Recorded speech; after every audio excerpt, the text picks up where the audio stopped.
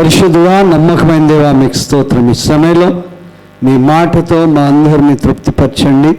విచ్చేసిన వాళ్ళందరిని బట్టి వందనాలు. రాలేనటువంటి వారి కొరకు కూడా ప్రార్థన చేస్తున్నాం ప్రభా. పరిస్థితులన్నీ కూడా చక్కపరిచేదేవా, ప్రతి వారి కొరకు ప్రార్థన చేస్తున్నాను. మీ అద్భుతమైనటువంటి అభిషేక సన్నిధి నాకు అనుగ్రహించండి. విచ్చేసిన వారందరి మనస్సు మీ వైపు త్రిప్పండి. మీ వాక్యపు ధ్యానంలో వారు కూడా తమ ఆలోచనలను ప్రభా కేంద్రీకృతం చేయడానికి సహాయం చేయండి ప్రభా. సొంత విషయాలను ప్రక్కకు పెట్టి క్రీస్తు వైపు చూడడానికి కృప చూపించండి. మీ మంచితనం, మీ గొప్ప కార్యం, మీ అద్భుతమైన ఆలోచనలు మాకు ప్రసాదించండి. మీ దివ్యమైన సంగతులతో మమ్మల్ని దర్శించమని వేడుకుంటున్నాం. అనారోగ్యంగా ఉన్న బిడ్డలను ముట్టి స్వస్థపరిచిన దేవా, అయ్యా ఇంకా ఎవరైనా అనారోగ్యంగా ఉంటే వారిని ముట్టండి. రాలేనటువంటి వ్యక్తుల కొరకు ప్రార్థిస్తున్నాం అయ్యా, సకాలంలో నడిపించమని వేడుకుంటున్నాం. వచ్చిన వారందరూ కూడా ఏకాగ్రతతో మీ వైపు చూడడానికి సహాయం చేయండి. మీ మందిర ఆవరణలో నివసించడం ప్రభా మాకు మేలు ధన్యతను అనుగ్రహించినందుకు స్తోత్రం.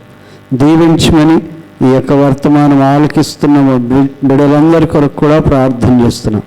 కృప చూపించమని యేసు సమృద్ధి గల నామములో అడుగుచున్నాం తండ్రి, ఆమేన్. దేవుని నామానికి వందనాలు. మీ అందరికి కూడా మరొకసారి హృదయపూర్వకమైనటువంటి వందనాలు తెలియజేస్తున్నాను.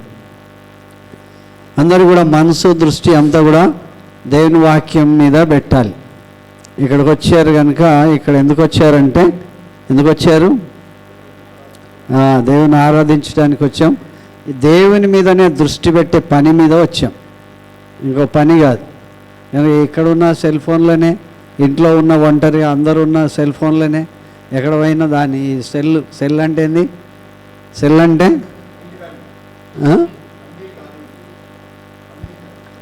సెల్ హాత్కాడీస్ని ఏమంటారంటే సెల్లో వేసేసారు. పోలీస్ స్టేషన్లో సెల్ ఉంటుంది కదా, బందీఖానా, బందీ గృహం కనుక ఇంకేమంటారు, సాలెపురుగు జాలిని ఏమంటారు, నెట్. ఆ నెట్లో పడకూడదు. ఓకే, నెట్లో పడితే ఇట్లా. ఇంకొకటి ఏముంది, ఇన్స్టాగ్రామ్ కదా, ఇవన్నీ మనల్ని అట్రాక్ట్ చేసేటువంటి విషయాలు. ఈ అట్రాక్ట్ చేసే విషయాల నుంచి కొంచెం దేవుని వైపు మన మనసు తిప్పాలి. దేవుడు బైబిల్ గ్రంథంలో మొదటి నుండి ఆఖరి వరకు కూడా మనం చూస్తే చాలా దరిద్రులైన వాళ్ళను, ఎన్నిక లేని వాళ్ళని, నిరాకరింపబడిన వారిని, ఎవరు చేర్చుకోలేనటువంటి వ్యక్తులను తీసుకొచ్చి చాలా బలమైనటువంటి వ్యక్తులుగా చేశాడు. అందరూ కూడా వదిలేసిన వాళ్ళు, నిరాకరింపబడిన వాళ్ళు, విడిచిపెట్టబడిన వాళ్ళు, ఎవరికి కూడా లెక్క చేయనటువంటి వ్యక్తులు అందరినీ తీసుకొచ్చి దేవుడు వారందరినీ పైన పెట్టాడు. హల్లెలూయా. నువ్వు పైవాడుగా ఉండు కానీ క్రిందివాడుగా ఉండవని ద్వితీయోపదేశకాండం 28వ అధ్యాయంలో మనం చూస్తాం. అన్న చెప్పండి, నువ్వు పైవాడుగా. ఒకసారి ద్వితీయోపదేశకాండం 28.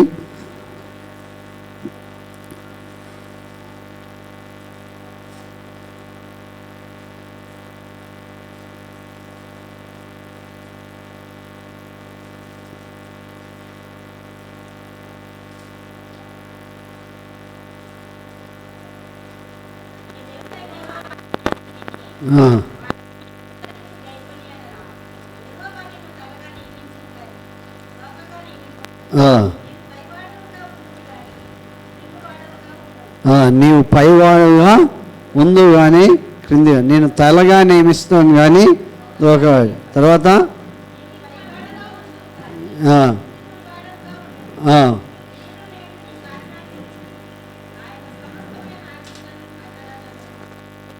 చాలు, అక్కడి వరకు చాలు. కనుక పైవాడుగా ఉండేటట్లు చేస్తాడు. యెహోషువ గ్రంథంలో ఉండేటువంటి విషయాల్ని మనం జ్ఞాపకం చేసుకుందాం. యెహోషువ గ్రంథంలో ఉండేటువంటి మాట 3వ వచనం, నేను మోషేతో చెప్పినట్లు మీరు అడుగుపెట్టు ప్రతి స్థలమును మీకు ఇచ్చుచున్నాను. 1:3 నేను మోషేతో చెప్పినట్టు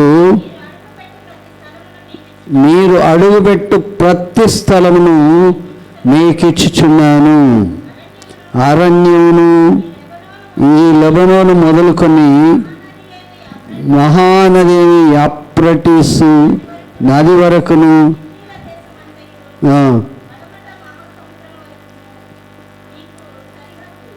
హల్లెలూయా, సముద్రాలను కూడా, అరణ్యాలను కూడా, భూస్థలాలను కూడా నేను మీకు ఇస్తాను అని చెప్పాడు. మీరు అడుగుపెట్టే ప్రతి స్థలం, భూమి మీద అడుగుపెట్టే ప్రతి స్థలం, తర్వాత అరణ్య భాగం, తర్వాత సముద్రం, మహాసముద్రం, హిందూ మహాసముద్రం, ఇట్లా యాప్రటీసు నది, నదీ స్థలాలు, భూజలాలు, తర్వాత అన్ని భాగాల్లో నేను మీకు ఇస్తాను. ఈరోజు దేవుడు నాకు ఇచ్చినటువంటి వర్తమానం ఏంటంటే, రాత్రి ఈ యొక్క 5వ వచనం ఏం చెప్తుంది? నీవు బ్రతుకు దినములన్నిటను,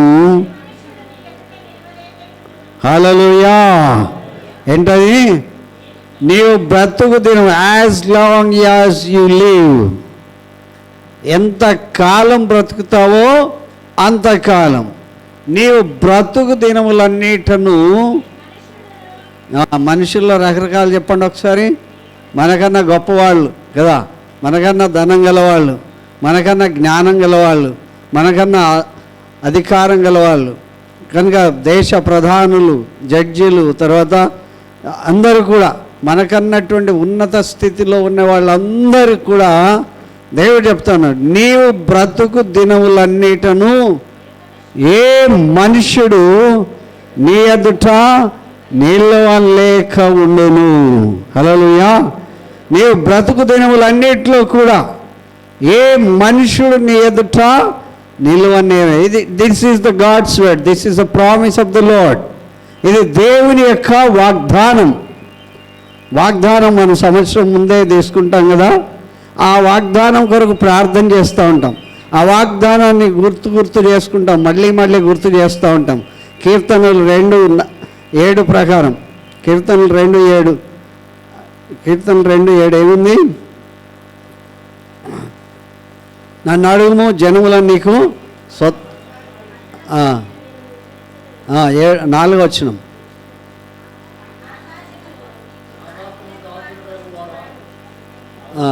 ఇంకా కొంచెం, నన్ను అడుగుము,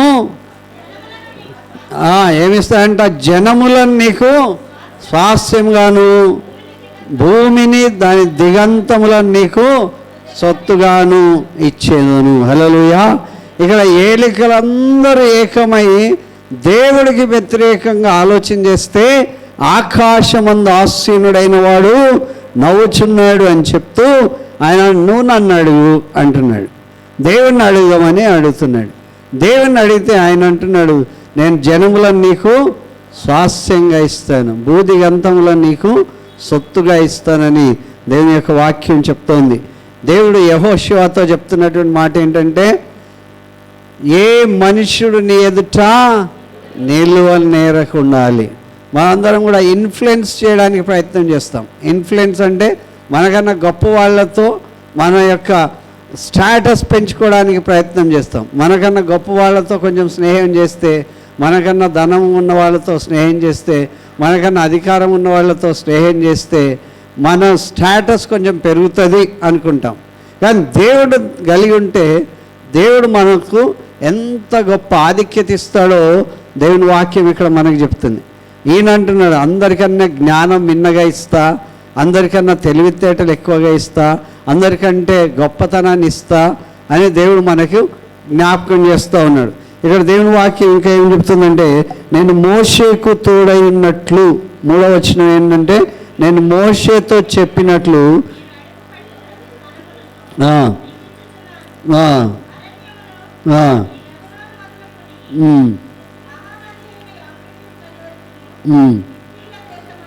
ఓకే. 5వ వచనం 2వ భాగంలో కూడా ఏమన్నా, నీవు బ్రతుకు దినములన్నిటిను ఏ మనుష్యుడును నీ ఎదుట నిలవనేరక ఉండును, నేను మోషేకు తోడై ఉండినట్లు నీకు తోడై ఉంటాను. హల్లెలూయా. వాళ్ళలాగా ఉండాలి అని అనుకున్నారు అనుకో, వాళ్ళు ఎవరో మనకు తెలియాలి కదా. ఫలానా ఆయనలాగా ఉండాలి అంటే ఆయన మనకు తెలియాలి. కనుక ఫలానా వాళ్ళలాగా మనం బ్రతకాలి అంటే వాళ్ళు మనకు బాగా తెలిసి ఉండాలి. అలాంటప్పుడే దేవుని యొక్క క్రియలు మనకు అర్థమవుతాయి.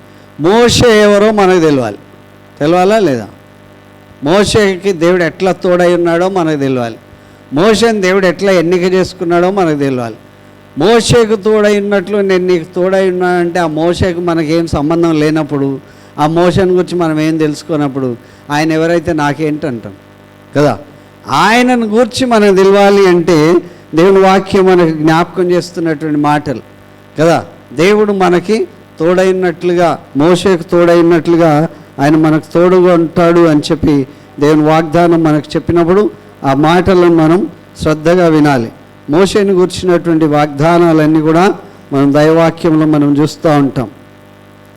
మోషే ఎవరి కొడుకు? క్విజ్. ఎవరి కొడుకు మోషే? మోషే ఎవరి కొడుకమ్మా? అయ్యో బాబోయ్, అవునా? తీయండి ఒకసారి. నిర్గమాకాండం 1వ అధ్యాయం.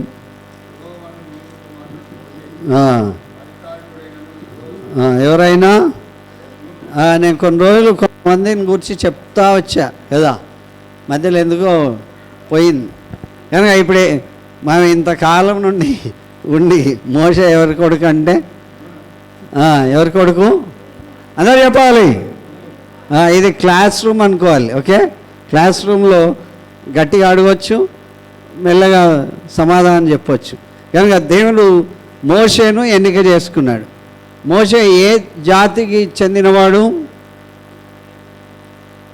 ఇశ్రాయేల్లో ఏ జాతికి చెందినవాడు? ఇశ్రాయేల్ వాడా లేకపోతే ఐగుప్తీయుడా? అదే హెబ్రీయుడు అయితే ఎవరి ఇశ్రాయేల్కి సంబంధించిన వ్యక్తి, ఐగుప్తికి సంబంధించిన వ్యక్తి? నేను ఆఫ్ చేసి చెంపలు కొట్టుకోవాలి. ఎవరది? హెబ్రీ గ్రంథం 11వ అధ్యాయం. చాలాసార్లు చెప్పా మోషే. అరే ఇట్లయితే ఇది బంద్ చేయాలి అందరికి కూడా, అక్కడ వినేవాళ్ళకి కూడా, మీకు కూడా, అందరికి కూడా. మోషే వాళ్ళ నాన్న పేరేంటి? నూను కదా. నూను ఏ తెగకు చెందినతడు? ఇశ్రాయేల్. ఇశ్రాయేల్లో హెబ్రీలకు చెందినవాడు. ఓకే, అర్థమవుతుందా? ఏమో మాకేం తెలుసు అని బైబిల్ తీసేటోళ్ళకే తెలుసు అనుకుంటారా? ఏదైనా తెలుసుకుంటే పక్కా తెలుసుకోవాలి. దేవుని వాక్యం చెప్తుంది ఏమని? నిర్గమకాండం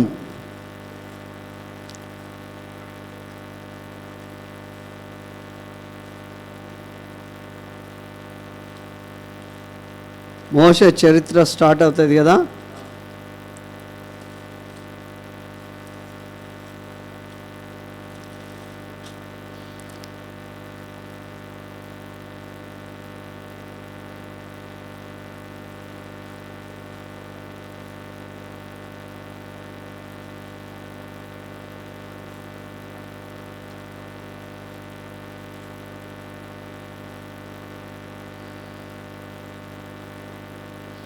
ఓకే, ఇక్కడ చూస్తాం ఏంటంటే నిర్గమకాండం 1వ అధ్యాయం 15వ వచనం నుంచి తొందర చదివితే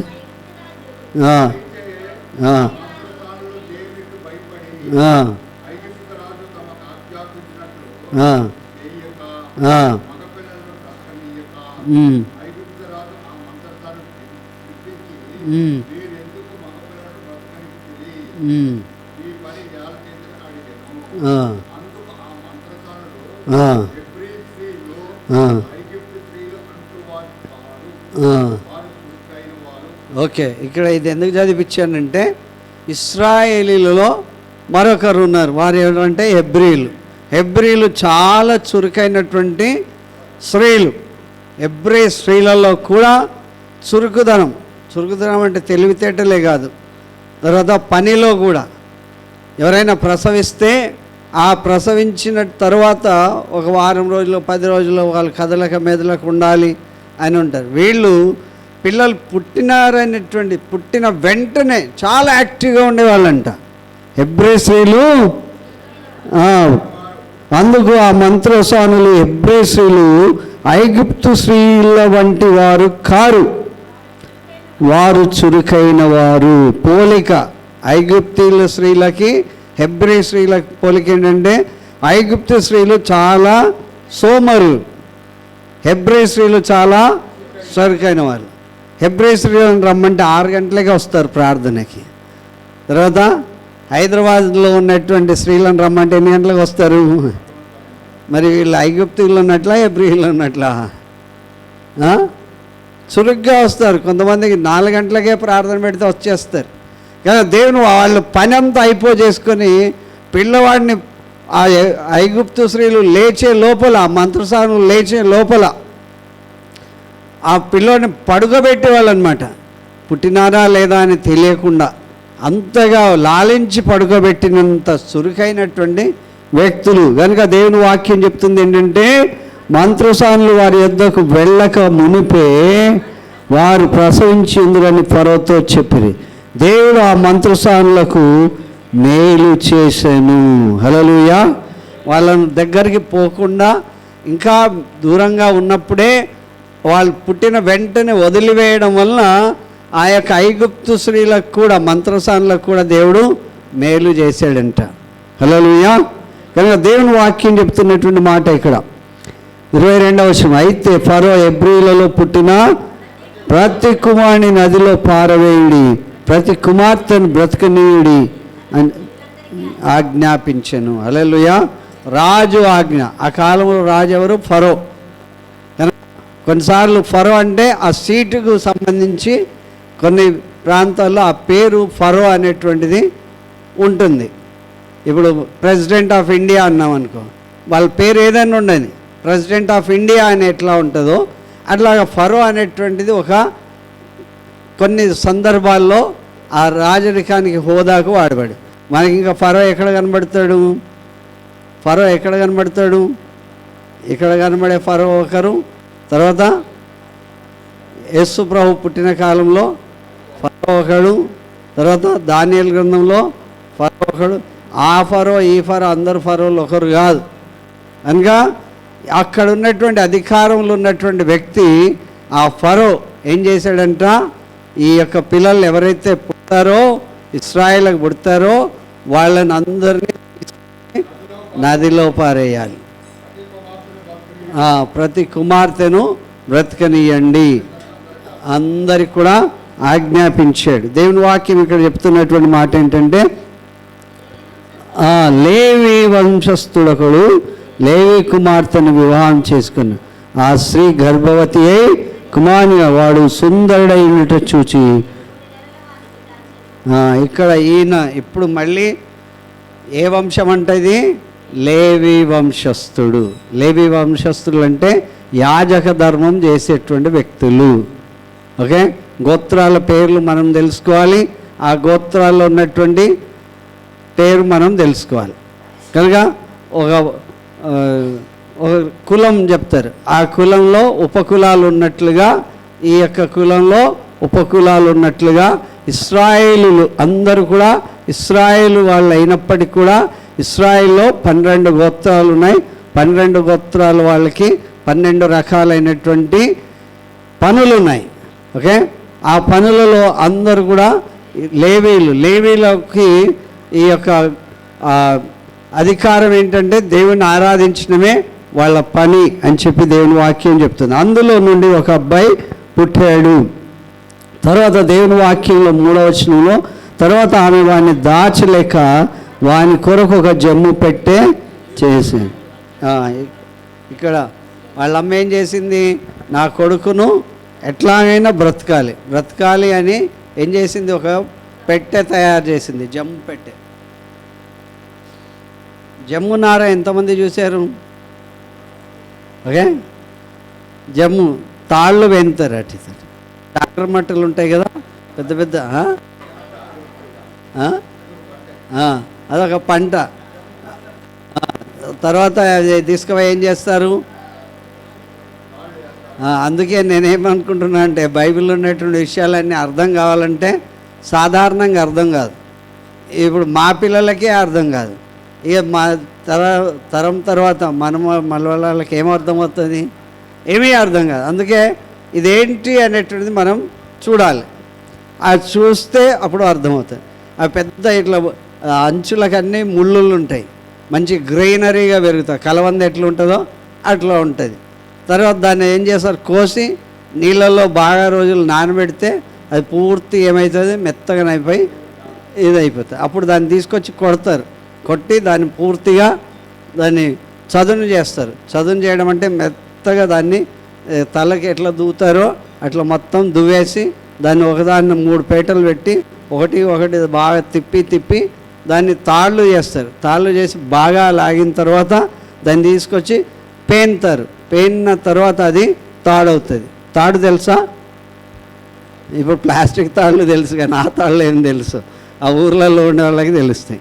కానీ వాటిని బాగా ఇంకా తిప్పేసి చాలా దొడ్డుగా తాళ్ళు తయారు చేస్తూ ఉంటారు. కనుక అది గొప్ప ఏంటి, అలాంటి పెట్టెను నీళ్ళల్లో మునిగిపోకుండా ఉండేటట్లు ఆ జిగటమ్మను పూసి అమ్మ కీళ్ళను మూసి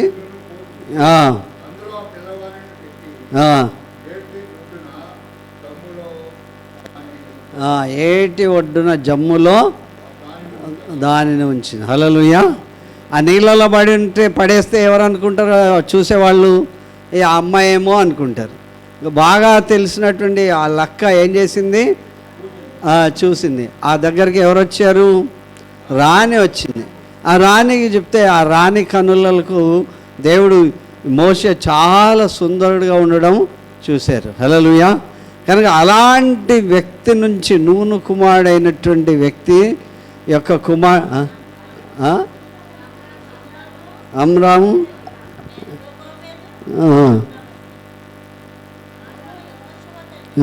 ఓకే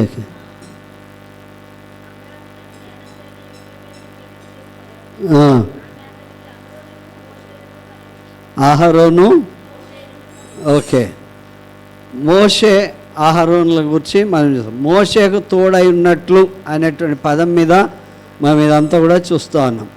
తర్వాత మోషే అహరోనులు ఇద్దరు ఏమవుతారు ఇప్పుడు? అన్న తమ్ముళ్ళే. కనుక అన్న సంగతి బాగా ఎవరికి తెలుస్తుంది? తమ్ముడికే తెలుస్తుంది కదా.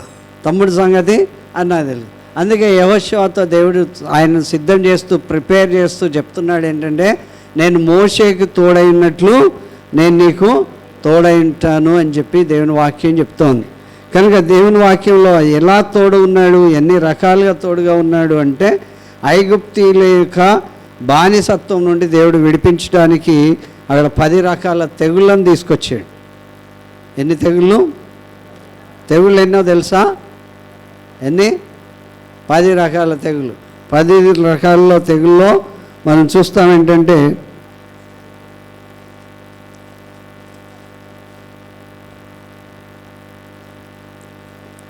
రక్తం. మొట్టమొదటి నిర్గమకాండం 7వ అధ్యాయం 19 నుంచి ఉన్న భాగం. ఏం చేశాడు దేవుడు?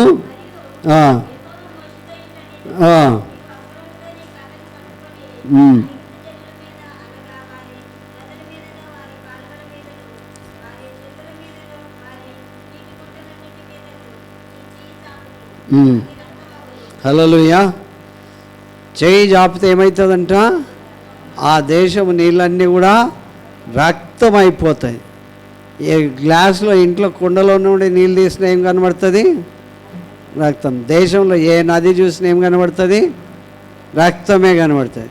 మొత్తం దేశమంతటిని కూడా రక్తంలాగా మార్చేసాడు దేవుడు. హల్లెలూయా.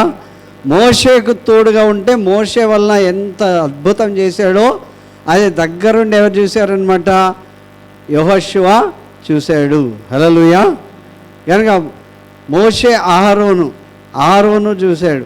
కనుక అహరోను తోడైనట్లు మోషేకు తోడైనట్లు నేను నీకు తోడై ఉంటా. అట్లా వరుసగా మనం చూస్తాం ఏంటంటే 10 రకాల తెగులు. రెండవ భాగం ఏంటంటే నిర్గమకాండం 8వ అధ్యాయం 2 నుంచి 6 వచనాల గల భాగంలో కప్పలు వచ్చేసాయి. అన్నీ ఏమొచ్చాయి? ఏమున్నాయి? కప్పలు ఎంతమందికి ఇష్టం? కప్పలు ఎంతమందికి ఇష్టం? చైనా వాళ్ళకి ఇష్టమా? కనుక మనకు మాత్రం వాళ్ళు జలదరిస్తుంది కదా కప్పను పట్టుకుంటే. కప్పను పట్టుకుంటే ఎన్నిసార్లు పట్టుకుంటే అన్నిసార్లు మూత్రం వేస్తుంది. కనుక చాలా మెత్తగా అదొక రకంగా అనిపిస్తుంది. కనుక రెండవది ఏంటి? మొట్టమొదట రక్తం, రెండవది కప్పలు, మూడవది ఏంటి? పేలు. నిర్గమకాండం 8వ అధ్యాయం 16 నుంచి 17 వచనాలు గల భాగం. పేలు ఎంతమందికి ఇష్టం? ఎంతమంది తలలో ఉన్నాయి పేలు? లేవా? ఇప్పుడు ఏం వాడుతున్నారు? ఎవరైనా హాస్టల్కి పోతే వస్తాయి పేలు కదా, హాస్టల్ ఉన్న వాళ్ళకి పేలు ఎక్కువ వస్తాయి. కనుక కొంతమందికి పారుతూ ఉంటాయి ఏకదాటిగా. మరి వాటికి వాళ్ళ అంత ఎంత రుచిగా ఉంటుందో తెలియదు, కానీ ఎంత దువ్వినా అన్నిసార్లు దువ్వాలనిపిస్తుంది కొంతమందికి అవి కుక్కుతూ ఉంటే ఆ చిన్న పటాకులు వేలినట్లు వెళ్తూ ఉంటాయి. కనుక ఇక్కడ దేవుని వాక్యం చెప్తుంది ఏంటంటే పేలు ఎక్కడో పుట్టవు. ఎక్కడ పుడతాయి? తలలో పుడతాయి. కానీ ఇక్కడ దేశమంతా ప్రాకాయంటాయి పేలు. ఎక్కడున్నాయి? నిర్గమకాండం 8వ అధ్యాయం 16వ వచనం.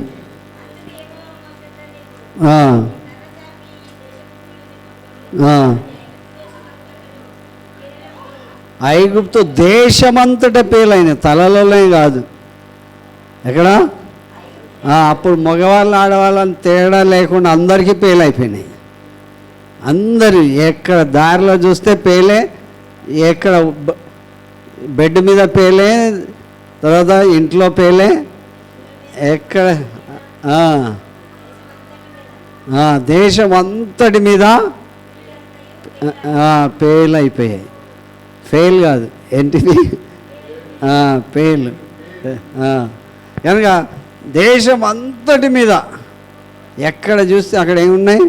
ఇక కూర్చొని లేస్తే చేయి పెడితే పేలే, తల ఇట్లా అనుకుంటే పేలే, ఎవరి తలలో చూసినా పేలే, ఎవరి బల్ల మీద చూసినా పేలే, ఎవరి భోజనం బల్ల మీద చూస్తే పేలే. ఇప్పుడు చాలా సంతోషంగా ఉంటుందా? తర్వాత భాగంలో ఈగల్ కూడా అందరికీ ఇష్టమా? ఈగ ఆలితే ఎట్లా అనిపిస్తుంది? చిరాకుగా ఉంటుంది.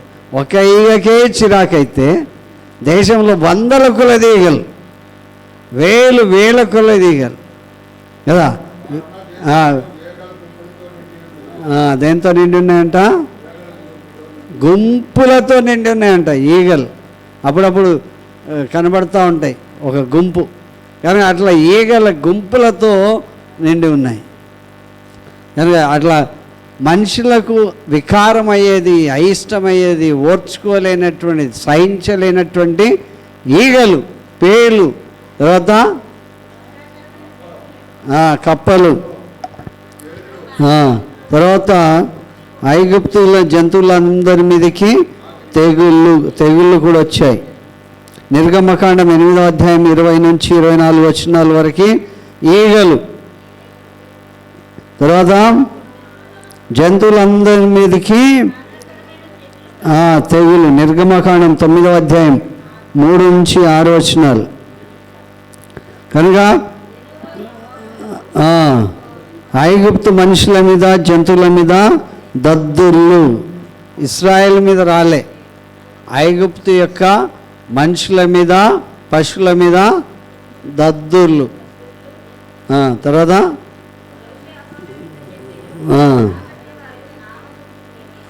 నిర్గమకాండం 9వ అధ్యాయం 8 నుంచి 10 వచనాలేమో మనుషుల మీద, జంతువుల మీద దద్దుర్లు వచ్చాయి. తర్వాత ఐగుప్తులో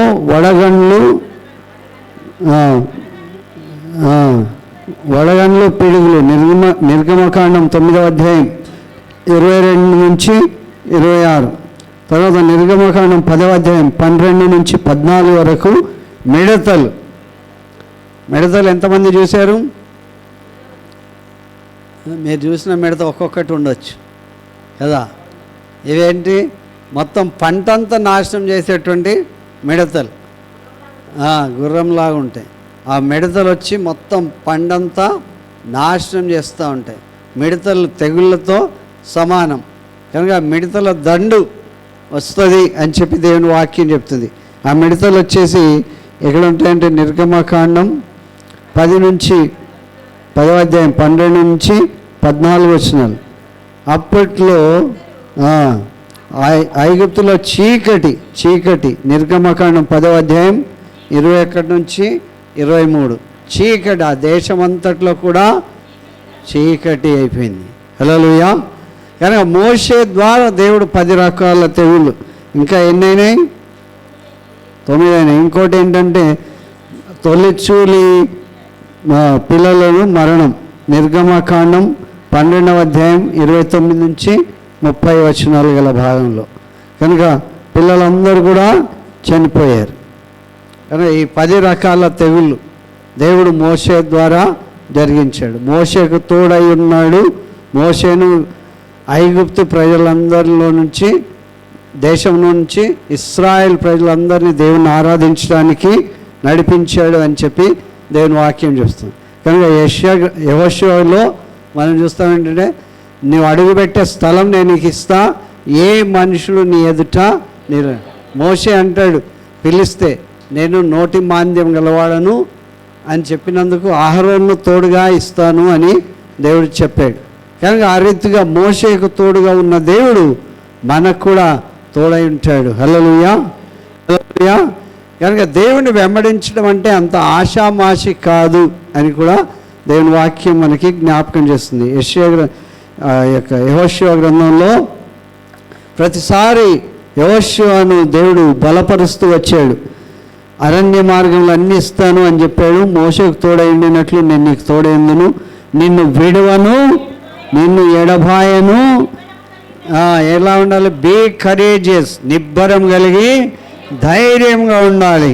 నిబ్బరం కలిగి ధైర్యంగా ఉండాలి. కనుక దేవుడు మనకు తోడైనప్పటికి కూడా మనం చాలాసార్లు దేవుని యొక్క సన్నిధి అనుభవించకుండా ఉండేటువంటి పరిస్థితి ఉంటుంది. పరిస్థితులను బట్టి, ప్రజల మాటలను బట్టి, భయభ్రాంతులు చేసే విషయాన్ని బట్టి దేవుడు తోడుగా ఉన్నప్పటికీ కూడా దేవుడు మళ్ళీ యెహోషువతో చెప్తున్నాడు ఏంటంటే, నీవు నిబ్బరం కలిగి ధైర్యంగా ఉండము. తర్వాత ఏం పని చేయాలి?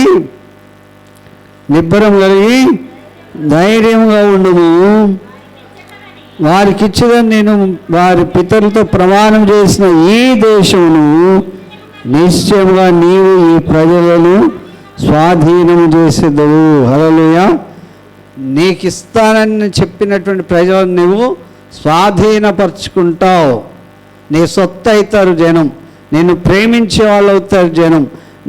నీ కొరకు దేవుడు నిలిపేటువంటి స్థలంగా దేవుడు చేస్తున్నాడు. నిబ్బరం కలిగి ధైర్యంగా ఉండు. దేవుడు ఉన్నప్పటికి కూడా మనకు తోడు ఉండాలి. పరీక్షకు పోతున్నప్పుడు ఏం చేయాలి? జాగ్రత్త రాయి, మంచిగా రాయి, ధైర్యంగా రాయి అని చెప్తున్నప్పటికి కూడా దేవుడు వచ్చైతే మీ చేయి పట్టుకొని రాయిపించాడు కదా. ఎవరు రాయాలి? మీరే. బీ గుడ్ కరేజియస్, మంచి ధైర్యంతో రాసేటువంటి వ్యక్తులు ఉండాలి. దేవుడు మన కొరకు అద్భుతం చేస్తాడు అని చెప్పినప్పటికీ మనం ఆయనతో కూడా ఉండాలి అనేటువంటి మాటలుగా చెప్తున్నాను. తర్వాత దేవుని వాక్యం చెప్తుంది 17వ వచనంలో, అయితే నీవు నిబ్బరం కలిగి జాగ్రత్త పడి బహుధైర్యంగా ఉండి నా సేవకుడైన మోషేకు ఆజ్ఞాపించిన ధర్మశాస్త్రం అంతటి చొప్పున చేయవలెను. మోషేకి ఎట్లాంటి ఆజ్ఞ ఇచ్చాడో ఆజ్ఞాపించిన ఆజ్ఞలన్నిటి ప్రకారం చేయాలి. ధైర్యం కలిగి ఉండాలి. మామూలుగా చేయలేరు, దేవుని శక్తి ఉంటేనే చేయగలరు. కనుక యోసేపును దేవుడు దీవించడానికి కారణం ఏంటంటే ఆయన యథార్థంగా ఉన్నాడు. ఆయనకు దేవుడు తోడై ఉన్నాడు. ఆ గోతిలో వేసినప్పటికీ ఆయన ఉన్నాడు. ఆ ఇంట్లో పని మనిషిగా చేరినప్పుడు ఉన్నాడు. ఆయన అమ్మి వేసినప్పుడు తోడుగా ఉన్నాడు. ఒకానొక దినమున అల్టిమేట్లో దేవుడు ఏం చేశాడు? ఆ దేశానికి ప్రధానిగా చేశాడు. హల్లెలూయా, హల్లెలూయా. అన్ని రకాలైనటువంటి రుచులను చూపిస్తూ దేవుడు అంచెలంచెలుగా ఆశీర్వదిస్తాడు. ఐగుప్తు ప్రజలందరి నుంచి మోషేను ఎన్నిక చేసుకొని ఏ విద్యలు నేర్పించాడు? మోషేకు ఏ విద్యలు నేర్పించాడు? ఏం విద్యలు నేర్పించాడు? ఐగుప్తు విద్యలన్నిటిలో ప్రావీణ్యతను నేర్పించాడు. గుర్రపు స్వారీని నేర్పించాడు. అక్కడ ఉన్నటువంటి ఎలా పెంచాడు? ఐగుప్తు దేశంలో స్లేవ్గా పుట్టినటువంటి వ్యక్తి అయినప్పటికీ, అంటే బానిసగా పుట్టిన వ్యక్తి అయినప్పటికీ కూడా ఆయన రాజరిక హోదాలో పెంచాడు దేవుడు. హల్లెలూయా. కనుక అలాంటి మోషేను దేవుడు మళ్ళీ మళ్ళీ గుర్తు చేస్తూ ఉన్నాడు యెహోషువకు. నేను మోషేని ఎట్లా ఏరిక చేసుకున్నాను, ఎలా వాళ్ళ అమ్మకు జ్ఞానం ఇచ్చాను, ఎలాగ అతన్ని కాపాడాను, ఎలా తీసుకొచ్చి రాజరిక హోదాలో పెంచానో అలాగ నేను నీకు తోడై ఉంటాను అని చెప్పాడు. హల్లెలూయా. మనం చాలాసార్లు మనం వర్ధిల్లాలి అంటే మనం ఏమనుకుంటామంటే, అరే నాకు చదువు లేదు, లేకపోతే నాకు ధనం లేదు, ధనం ఉంటే వాళ్ళలాగా చదవగలుగుతుంటే, నాకు ఇది లేదు అది లేదని సాకులు చెప్తూ ఉంటాం. ఏమీ లేనటువంటి వీళ్ళని తీసుకొచ్చి అందరికంటే ఉన్నతమైన స్థలంలో నిలపగలిగినటువంటి దేవుని యొక్క స్థానాన్ని మనం జ్ఞాపకం చేసుకోవాలి. హల్లెలూయా, హల్లెలూయా. కనుక ఏమీ లేదనేటువంటి సాకులు చెప్పడం కన్నా సమస్తం కలిగినటువంటి దేవుడిని వెంబడించట్లో ధైర్య సాహసాలను కనపరచాలి. కనుక దేవుడు చీకటిలో నుండి వెలుగులోనికి పిలిచిన మనకి దేవుని యొక్క కృప చూపించాడు. తర్వాత దేవుని వాక్యం చెప్తుంది, నువ్వు నడుచు ప్రతి మార్గమున చక్కగా ప్రవర్తించినట్లు నీవు దాని నుండి కుడికి కానీ ఎడమకు కానీ తొలకకూడదు. క్యారెక్టర్ చూస్తున్నాడు. తర్వాత కన్స్ట్రక్టివ్గా నువ్వు ఎట్లా బ్రతుకుతున్నావో దేవుడు చూస్తున్నాడు.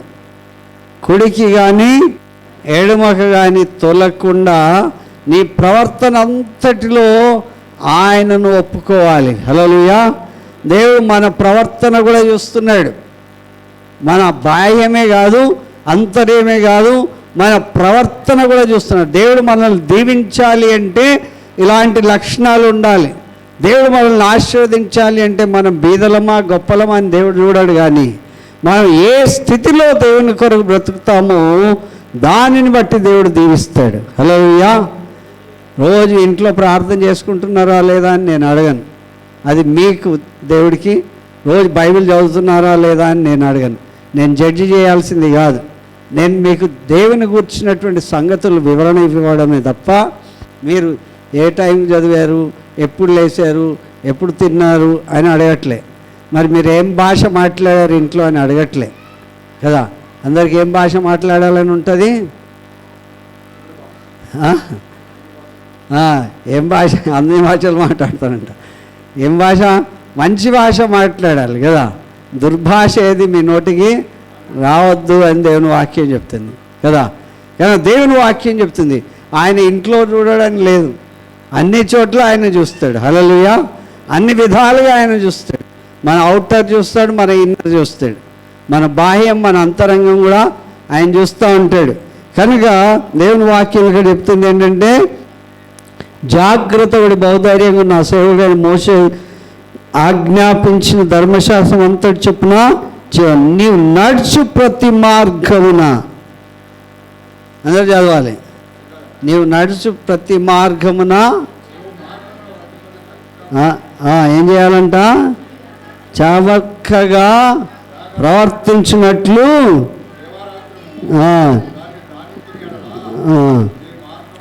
ఓకే, పైకి వెళ్ళేదాం. నీవు నడుచు మార్గమున ప్రతి మార్గమున చక్కగా ప్రవర్తించినట్లు గుడికి కానీ ఎడమ కానీ. రిక్వెస్ట్ ఉందా? ఆర్డర్ ఉందా? ఆర్డర్ ఏంటది? ఆర్డర్ నువ్వు నడిచి మార్గం అంతట్లో కూడా కుడికి కానీ ఎడమ కానీ తొలగిపోకూడదు. కానీ దేవుని వాక్యం మనలో అర్థం చేసుకోవాలి. ఇది రైట్ అంటే ఇదేమని అర్థం చేసుకోవాలి? లెఫ్ట్ అని అర్థం చేసుకోవాలి. ఈ రైట్ మంచిది అని నేను చెప్తున్నా. ఈ లెఫ్ట్ ఏమనుకోవాలి? లెఫ్ట్ని కూడా రైట్. మీ సైడ్ నుండి చూస్తే ఇది రైట్ అవుతుంది, నా సైడ్ నుండి చూస్తే రైట్. ఇలా దేవుని వాక్యం చెప్తుంది, నీవు నడిచే మార్గం అంతట్లో నీవే కాదు దేవుడు కూడా చూస్తున్నాడని బాగా గుర్తించాలి. నీకు దీవెనలకు ప్రధానమైన కారణం ఏంటంటే మన క్యారెక్టర్ అండ్ కాండక్ట్, మన బిహేవియర్ అండ్ మన వర్బల్, మన మాట, మన చూపు, మన క్రియ, మన నడవడిక దేవుడు చూస్తున్నాడు. హల్లెలూయా. కానీ అలాగే చూడడం వల్ల నిన్ను ఎక్కడైనా సరే నేను దీవిస్తా అంటున్నాడు. హల్లెలూయా. కనుక దేవుని యొక్క సన్నిధి మనకు దీవెనకరంగా ఉంటుంది. కనుక దేవుని యొక్క ఈ ధర్మశాస్త్రమును నీవు బోధింపక తప్పిపోకూడదు. దానిలో వ్రాయబడిన వాటన్నిటి ప్రకారం చేయుటకు నీవు జాగ్రత్త పడినట్లు. ఎప్పుడంటే టైం ఉన్నప్పుడా? ఎప్పుడు? మనకు గుర్తొచ్చినప్పుడు, టైం ఉన్నప్పుడు కదా. ఏది దొరకకపోతే నిద్ర రావడానికి, ఏమో చదవడానికి లేకపోయినప్పుడు ఇది చదువుకుంటే కాదు. ఎప్పుడు దివారాత్రము దాన్ని ధ్యానించిన ఏడులా ఏమంది? మళ్ళీ పోయిందా? ఏళ్ళు పెట్టుకోవాలి. నీ మార్గమున నీవు వర్ధిల్ల చేసుకుని, దిస్ ఈజ్ ది GPS అనమాట. మనం చక్కగా వెళ్ళాలి అంటే ఇది పట్టుకొని రోజు చదవాలి. దివారాత్రము దీన్ని ధ్యానం చేస్తూ ఇది మనకు దిక్సూచిగా ఉన్నప్పుడు మనం చక్కగా వర్ధిల్లుతాం. నీ మార్గం వర్ధిల్ల చేసుకొని చక్కగా ప్రవర్తించడం. నేను నీకు ఆజ్ఞాపించినాను కదా, మళ్ళీ చెప్తున్నాను, నిబ్బరం కలిగి ధైర్యంగా ఉండము, జడియకము, నీ దేవుడైన యెహోవా నీకు తోడై ఉంటాడు. హల్లెలూయా. కనుక మోషేని దీవించాడు దేవుడు అంటే మోషే ప్రవర్తనను బట్టి దీవించాడు. యెహోషువని దీవించాడు అంటే యెహోషువ ప్రవర్తనను బట్టి దీవించాడు. అబ్రహామును దీవించాడంటే అబ్రహాము ప్రవర్తనను బట్టి దీవించాడు. యెహెజ్కేలును దీవించాడంటే ఆయన ప్రవర్తనను బట్టి దీవించాడు. కనుక వారి యొక్క స్థితిగతులను చూసి దీవించాడు. కనుక మన మార్పు ఉంది. దేవుడి కొరకు బ్రతికితే నీ మార్గం నువ్వే చక్కగా వర్ధిల్ల చేసుకుంటావంట. ఇంకో చెప్పాల్సిన అవసరం లేదు. కనుక అట్లాంటి దీవెనలన్నీ కూడా దేవుడు మనకు ప్రసాదిస్తాడు. హల్లెలూయా. అందుకే దేవుడు చెప్పాడు, నేను యెహోషువకు తోడైనట్లు. ఈ వీళ్ళ దగ్గర మామూలు మనుషులే కాదు, సూర్యుడు చంద్రుడు కూడా ఆగిపోతాడు. అంతగా దేవుడు దీవిస్తాడు. హల్లెలూయా. కనుక యెహోషువ గ్రంథం 10వ అధ్యాయంలో సూర్యచంద్ర నక్షత్రాలను కూడా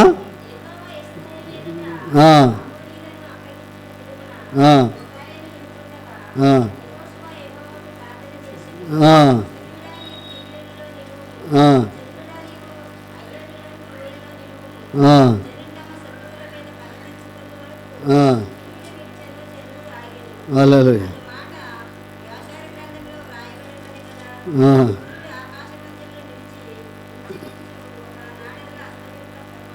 హల్లెలూయా.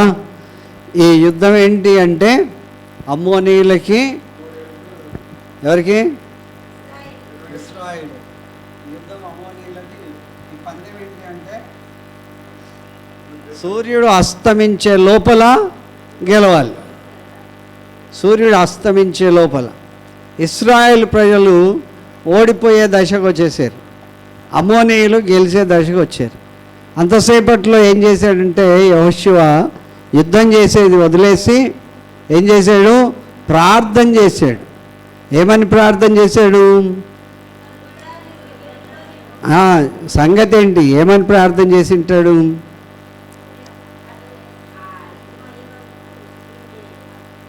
సూర్యుడు ఆగిపోతే ఏమవుతుంది? రోజు అవ్వదు కదా, రోజు మారదు, పట్టవగిలే ఉంటుంది. ఇప్పుడు ఎట్లా ఉందో అట్లే ఉండాలి, వెలుగే ఉండాలి. అస్తమించడం అంటే వేరే రోజు వచ్చినట్లు. అస్తమింపకూడదు అంటే వేరే రోజు రాకూడదు. ఎంత యుద్ధం చేసినా సరే సూర్యుడు అస్తమించట్లేదు, సూర్యుడు చీకటి కావట్లేదు. ఎందుకు కావట్లేదు అంటే ఒక దినమల్లా యెహోషువ ప్రార్థన చేశాడు. హల్లెలూయా. ఒక రోజంతా అయిపోయినాడంట. అలాంటి రోజు, ఒక నరుని మనం విన్నంత ఆ రోజు లాంటి రోజు ఆ తర్వాత కానీ మళ్ళీ రాబోయే తరంలో కానీ ఉండదు అని దేవుని వాక్యం చెప్తుంది. వాళ్ళ అమ్మోనీయులు యుద్ధం చేస్తూనే ఉన్నారు. యుద్ధం ఎందుకు చేస్తున్నారు అంటే సూర్యుడు అస్తమించట్లేదు కనుక, సూర్యుడు అస్తమించట్లేదు కనుక వీళ్ళు ఒక రోజంతా యుద్ధం చేసి అమ్మోనీయులను జయించారు. హల్లెలూయా. కనుక వీళ్ళని దేవుడు ఆశీర్వదించడానికి కారణం ఏంటంటే యెహోషువకు తోడుగా ఉన్నాడు దేవుడు. హల్లెలూయా, హల్లెలూయా. కనుక మనకు కూడా సూర్యుడు చంద్రుడే గాక ఈ లోకంలో ఏ మనుషుడు నీ ఎదుట నిల్వనేరకుండానట్లు. మనకంటే జ్ఞానులు ఉన్నారు, గనులు ఉన్నారు, చాలామంది ఉన్నారు. దేవుని యొక్క ప్రజలు అనుభవించి, పాటించి, చదివి, ధ్యానం చేసి వారి జీవితాన్ని దేవుడి కొరకు అంకితం చేస్తే దేవుడు వారి మనవి తప్పకుండా వింటాడు. హల్లెలూయా. కనుక వాళ్ళు ఎంత బీద స్థితిలో ఉన్నా, ఎలాంటి స్థితిలో ఉన్నా అలాంటి స్థాయికి దేవుడు మనల్ని దీవిస్తాడు. ఏం మార్చుకోవాలంట? వాళ్ళు ఏం మార్చుకున్నారు? ధర్మశాస్త్రం అంతని పాటించి తమ మార్గములను చక్కగా పరుచుకున్నారు, తన యొక్క జీవితాలను సరి చేసుకున్నారు. వారు చెడువైపు వెళ్ళలేదు, దేవుడి కొరకు జీవించడానికి ఇష్టపడ్డారు. హల్లెలూయా, హల్లెలూయా. మన ఇంట్లో మనం కొంచెం సేపే ప్రార్థన చేస్తాం. ఆ కొంచెం సేపు అయినా సరే ఎలా ప్రార్థన చేయాలి? మనస్ఫూర్తిగా ప్రార్థన చేయాలి. దేవుడు అద్భుతాలు చేస్తాడు మన కొరకు. నాకు అనిపిస్తుంది మనం కొంచెం భక్తిగా ఉంటేనే అద్భుతాలు చేస్తే, ఎప్పటికి కూడా భక్తిలో ఉంటే ఇంకెన్ని అద్భుతాలు చేస్తాడా చేయడా? నాకు చాలాసార్లు అనిపిస్తుంది మనకన్నా ఉన్నత స్థాయిలో ఉన్నవాళ్ళు, వాళ్ళ అమ్మ నాన్న బాగా చదువుకుంటారు, వాళ్ళ పిల్లలు కూడా బాగా చదువుకుంటారు.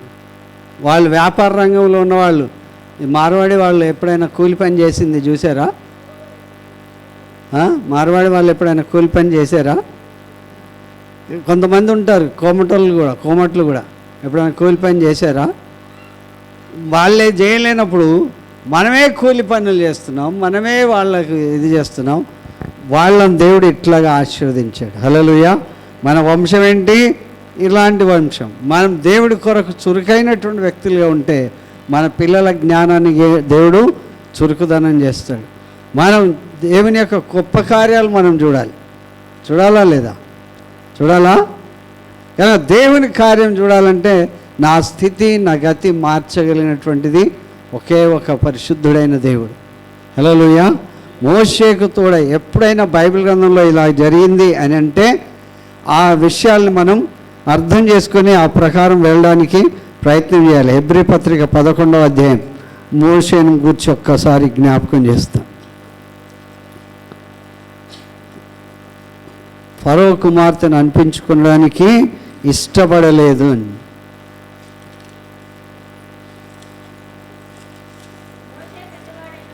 ఆ 24వ వచనంలో మోషే పెద్దవాడైనప్పుడు విశ్వాసమును బట్టి ఐగుప్తు ధనము కంటే, ఇక్కడ ధనము నింద, క్రీస్తు విషయమైన నింద. ఐగుప్తు దేశం యొక్క ధనం కంటే క్రీస్తు విషయమైన నింద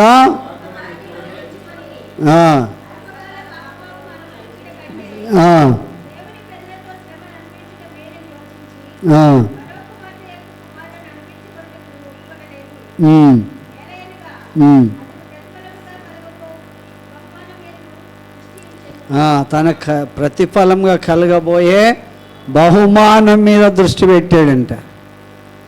కనుక కొంచెం శ్రమ పడితే ఏం బహుమానం వస్తుంది? కనుక ధనం శాశ్వతం కాదు. ఐగుప్తు ధనం కంటే క్రీస్తు విషయమైన నింద గొప్ప భాగ్యమని ఎంచుకొని అల్పకాలము పాపభోగము అనుభవించుట కంటే దేవుని ప్రజలతో శ్రమ అనుభవించటం మేలని ఎంచి అల్పకాలం 5 సంవత్సరాల యొక్క పరిపాలనకు అందరం దాసోహం కావడం కన్నా అన్నట్లుగా అల్పకాల పాపభోగమును అనుభవించుట కంటే దేవుని ప్రజలతో శ్రమ అనుభవించుట మేలని ఎంచి ఆ ఫరో కుమార్తెకు కుమారుడని అనిపించుకొనలేదు కానీ లాస్ట్ అంతిమంగా నాకు ఏం ఫలం కలుగుతుంది అని దాని మీద దృష్టి పెట్టాడు. నాకు దానివలన ఈ ప్రయోజనం కలుగుతుంది కానీ ఇది నేను కనుక అనుభవిస్తే ఈ గొప్ప కార్యం మనం చూస్తాం. హల్లెలూయా. చాలామంది మహమ్మదీయ పిల్లలు పంచర్ షాప్ పెట్టుకుంటారు కదా, పంచర్ షాప్ పెట్టు. మన పిల్లలు ఇంకా LKG UKG first class second class పోయే లోపల ఆ యొక్క కాలం పిల్లలు ఆ ఏజ్ గ్రూప్ వాడు పంచర్ షాప్లో రోజుకు 100 రూపాయలు సంపాదిస్తాడు. వాడు అనుకుంటారు, అరే నేను రోజుకు 100 రూపాయలు సంపాదిస్తున్నా, मैं इतना कमा रहा हूँ भाई आप क्या कमा रहे हैं అంటే కనుక कुछ भी नहीं कमा रहे और ఏం చేస్తున్నాం, ఖర్చు పెడుతున్నాం. 10 साल के बाद 10 సంవత్సరాల తర్వాత మనోడు 9వ క్లాసు 8వ క్లాసు అవుతాడు. వాడు ఎంత సంపాదిస్తాడు, అంతే సంపాదిస్తాడు. ఇంటర్మీడియట్కి వచ్చేసరికి ఏదైనా కాలేజీలో కనుక చేరితే ఆ కాలేజీ నుంచి రిక్రూట్మెంట్స్కి వచ్చేస్తే అప్పుడు ఏమవుతుంది, మంచి కంపెనీలో ఉద్యోగం వస్తుంది. అప్పుడు ఆయన ఎంత సంపాదిస్తాడు, అదే 200 పెరుగుతుండొచ్చు. కానీ ఈయన ఎంత సంపాదిస్తాడు, ₹1,00,000 వరకు వస్తుంది. కనుక అల్పకాల శ్రమం అల్పకాల భోగం అనుభవించుట కంటే దేవుని ప్రజలతో శ్రమ అనుభవించటం మేలు. హల్లెలూయా. కనుక అరే మీ వాడు ఎంత సంపాదిస్తున్నాడంటే అదే, లేకపోతే ఇంకో పంచర్ షాప్ ఎక్కువ పెట్టుకుంటాడు. కానీ ₹1,00,000 అయితే సంపాదించాడు కదా. లోకంలో కూడా మనం చూడాలి, అరే నేను ఇప్పుడు తక్కువ ఉండొచ్చు, నాకు కనుక దేవుడు జ్ఞానం ఇస్తే ఎంతగా దీవించబడతా, ఉన్నత స్థితిలోనికి వస్తాను. కనుక అనేకులకు ఏలుబడి చేసేవాడిగా అవుతాను, జ్ఞాన సంపన్నుడిగా అవుతాను. తర్వాత పేరేం మారుతుంది, కలెక్టరో లేకపోతే ఏదో డాక్టరో ఇంజనీరో ఏదో పేరు కూడా మారుతుంది. రెన్యుమరేషన్ ఏంటి, కష్టపడకుండానే మనకు అన్ని రకాల సౌకర్యాలు వస్తాయి. ఇప్పుడు ఆయన పంచర్ షాప్ ఆయన ఒక షెడ్ వేసుకుంటాడేమో, కానీ ఏసీలో అయితే కూర్చొని పని చేయలేడు కదా. ఏసీలో చేస్తాడా? మెషక్ గారి యొక్క షెడ్డుకి ఏసీ వేస్తే వాళ్ళు పని చేస్తారా? కనుక మన యొక్క దృక్పథం మారాలి, మన మైండ్ సెట్ మారాలి, మనం ఎవరిమో అనేటువంటిది మనకు అర్థం కావాలి. అందుకే మోషేతో దేవుడు చేసి ఐగుప్తు విద్యలన్నీ నేర్పించినప్పటికి కూడా ఆ కుమారుని అనిపించుకోవడానికి ఇష్టపడలేదు. కనుక దేవుని ప్రజలతో శ్రమ అనుభవిస్తే దేవుని పిల్లలుగా ఉండే భాగ్యం కలుగుతుందని చెప్పి ఆ ప్రకారం జీవించాడు. హల్లెలూయా. హల్లెలూయా. టైలరింగ్ చేయొచ్చు, ఆడపిల్లలకి టైలరింగ్ నేర్చుకో, బ్యూటిషియన్ నేర్చుకోండి. దానివల్ల ఎంతవరకు లాభం కలుగుతుంది, ఆ పూట కలుగుతుందేమో. వాళ్ళు పెడిక్యూర్ కూడా చేయాలి. బ్యూటిషియన్స్ ఏం చేయాలి, పెడిక్యూర్ అంటే ఏంటి, నాకు చాలా కాలం అర్థం కాలే. పెడిక్యూర్ అంటే ఏం చేయాలి, కాళ్ళ గోళ్ళను కూడా వాళ్ళ ఆ చేతులను కూడా వాళ్ళ కాళ్ళను పట్టుకొని వాళ్ళకన్నా మంచిగా కడిగి చూపించాలి కదా. అందరి కాళ్ళు పట్టుకునే పరిస్థితి ఎందుకు మనకు, ఎవరి కాళ్ళు పట్టుకోవాలి, దేవుని కాళ్ళు పట్టుకోవాలి. హల్లెలూయా. దేవుడు తన ప్రజలను తలగా ఉంచుతాడు, కానీ దేవుని ప్రజలందరికీ అర్థం కావాలి. ఏం కావాలి, అర్థం కావాలా, ఎలా ఉండాలి, అందరు నా కాళ్ళు పట్టుకునేటట్లు చేసాలి, కానీ వాళ్ళ కాళ్ళు పట్టుకోవడం ఎందుకు. నాకు పెడిక్యూర్ అంటే మా అమ్మాయి పెళ్ళి పెడిక్యూర్ చేయడానికి వచ్చిందంటే అప్పుడు అర్థమైంది, అంతకుముందు నాకు తెలియదు కదా. దేవుని కార్యాలు మన కొరకు, నువ్వు తలగా ఉండాలి కానీ తోకగా ఉండదు, నువ్వు పైబాడుగా ఉండాలి కానీ కనుక తల ఎత్తుకునే బ్రతికేట్లుగా చేయాలి. ఈ యవన బిడ్డలందరి మీద తమ తల్లులు తండ్రులు పెట్టుబడి పెట్టారు, తమ జీవితాన్ని పెట్టుబడి పెట్టారు, తన ధనాన్ని పెట్టుబడి పెట్టారు, తమ యొక్క ఆసక్తిని పెట్టుబడి పెట్టారు. మీరు చదువుతడానికి ముందు, మీరు లేవడానికి ముందు ఎవరు లేస్తారు? ఎవరు లేస్తారు? తల్లిదండ్రులు పరీక్ష రాస్తారా, మీరు రాస్తారా? రేపొద్దున ఉద్యోగం చేస్తే మీ అమ్మకి వస్తుందా జీతం, నీకు వస్తుందా? మరి వాళ్ళు ప్రయాసపడి మీకు తెచ్చిపెట్టడం కంటే ఎవరు ప్రయాసపడాలి? బైబిల్ గ్రంథం చాలా క్లియర్గా చెప్తుంది. వాళ్ళు చేసినట్లు కనుక మనం చేస్తే తలగా ఉంటాం కానీ తోకగా ఉన్నాం, పైవాడుగా ఉంటాం కానీ క్రిందివాడుగా ఉంటాం. మనం అనేకులు ఏలువాడు చేసే వాళ్ళకి ఉంటాం కానీ ఏలడానికి మనం అంకితమయ్యే దాసులం కాకూడదు. హల్లెలూయా, హల్లెలూయా. కనుక మన జ్ఞానాన్ని వాళ్ళు కొనుక్కుంటున్నారు. చాలామంది క్రిస్టియన్స్ వాళ్ళ దగ్గర ప్యూన్లుగా లేకపోతే పిఏలుగా పెట్టుకొని వాళ్ళు జీతం ఇచ్చి మన జ్ఞానాన్ని వాళ్ళకి మనం అమ్ముతున్నాం, వాళ్ళకి అంకితం చేస్తున్నాం. కనుక వాళ్ళు మన జ్ఞానాన్ని తీసుకొని వాళ్ళు పైకి వెళ్తున్నారు, మనం ఎక్కడున్నది అక్కడే ఉంటున్నాం. హల్లెలూయా. కనుక దేవుడు మనల్ని మోషేని దీవించినట్లే దీవించాలి, యెహోషువని దీవించినట్లే దీవించాలి, యోసేపుని దీవించినట్లే దీవించాలి. First of all we are starting a humble beginning. ఏంటి? వినయముతో కూడినటువంటి ప్రారంభాన్ని చేసి మహావృక్షంగా దేవుడు మనల్ని దీవిస్తాడు. హల్లెలూయా, హల్లెలూయా. అంచెలంచెలుగా యెహోషువకి ఎంత గొప్ప జ్ఞానం ఇచ్చాడంటే, సూర్యుడు ఎక్కడున్నాడో చెప్పాడు, చంద్రుడు ఎక్కడున్నాడో చెప్పాడు, భూమిని ఎక్కడ ఆగమన్నాడో అక్కడ ఆగింది, సూర్యుని ఎక్కడ ఆగమన్నాడో అక్కడ ఆగింది. అంత గొప్ప శాస్త్రం ప్రావీణ్యత యెహోషువకి ఇచ్చాడు. హల్లెలూయా, హల్లెలూయా. అలాంటి జ్ఞానం అప్పుడు కానీ ఇప్పుడు కానీ రాబోయే కాలంలో కూడా ఎవరికి ఇవ్వనని కూడా దేవుడు అక్కడ చెప్పాడు. హల్లెలూయా. సైంటిస్టులు అందరూ కూడా ఉన్నా సరే అలాంటి జ్ఞానం వాళ్ళకి ఇంకా కలగలేదు. దేవుడు మనకు ఇచ్చినటువంటి, మనం ఒక గురితో వస్తున్నాం దేవుని మందిరానికి, ఏమైనా ఒకటి అర్థం చేసుకోవాలి, దాని కొరకు ప్రయత్నం చేయాలి.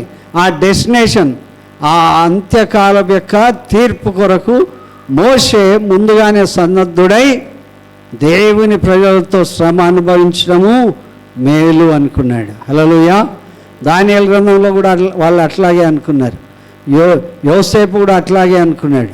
కనుక కొంచెం ఓపిక పడితే దేవుని యొక్క దీవెనలన్నీ కూడా మనకు కలుగుతాయి. హల్లెలూయా. కలుగుతాయా లేదా? దేవుని యొక్క కార్యాలు మన జీవితంలో గొప్పగా చూడాలి. ఎంతమంది చూడాలనుకుంటారు? నా జీవితంలో దేవుని కార్యం చూడాలి. కానీ గట్టిగా పైకి నాతోటి ఏమవుతుందిలే అనుకుంటారా? ఇలా దేవుడు నన్ను ఆయన బలమైన చేతిలో పనిముట్టులాగా వాడాలి. సంసోను చేతిలో ఒక దవడ ఎముక మాత్రమే ఉన్నది కదా, ఫిలిస్తీన్లందరినీ ఒక దవడ ఎముక, అదే వెపెన్, ఏమి వెపెన్లు ఏమి లేవు. కానీ దేవుడు అద్భుతంగా తీర్చిదిద్దాడు. హల్లెలూయా. నా ప్రగాఢమైనటువంటి కోరిక ఏంటంటే మన పెంటికోస్టల్ హోల్నెస్ చర్చ్ యూత్ అందరు కూడా మెచ్యూరిటీ మైండ్ కలిగి ఉండాలి, మెచ్యూరిటీ కలిగి ఉండాలి. ఇదిగో నేను ఈ స్థలంలో ఈ రీతిగా నేను వర్ధిల్లాలి అనేటువంటి భావం కలిగి ఉండాలి. దేవుడు మీకు ఇచ్చిన తలాంతులను బట్టి దేవునికి కృతజ్ఞతలు చెప్పాలి. హల్లెలూయా. సుధీర్ని గురించినటువంటి ఆలోచన ఉన్నది నాకు, తర్వాత మీ అందరిని గురించిన ఆలోచన ఉన్నది. కనుక దేవుడు అధిగమించేటువంటి శక్తి మీకు ఇచ్చిన దాంట్లో నమ్మకంగా ఉండాలి.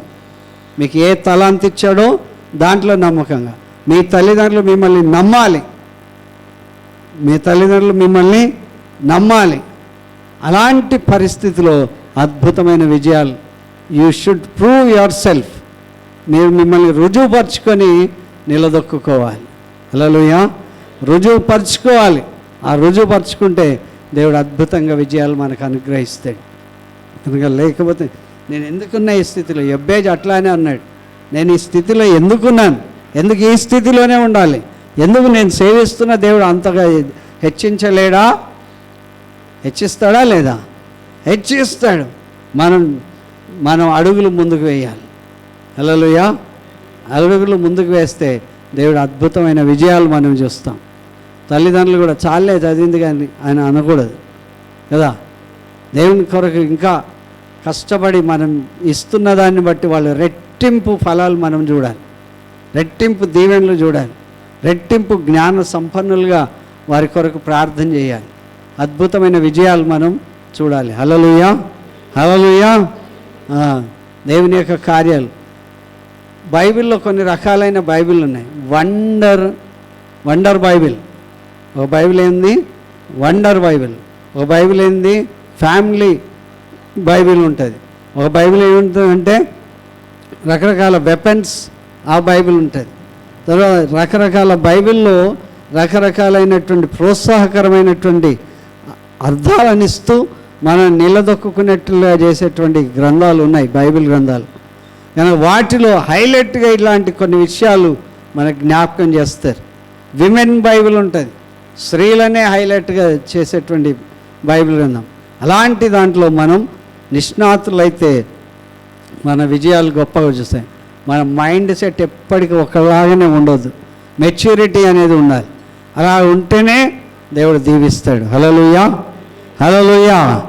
నీవు పైవాడుగా నేను ఎట్లుండాలి, మీరెట్లుండాలి? నేను దేవుని చేత పైవాడుగానే ఉండాలి కానీ క్రిందివాడు.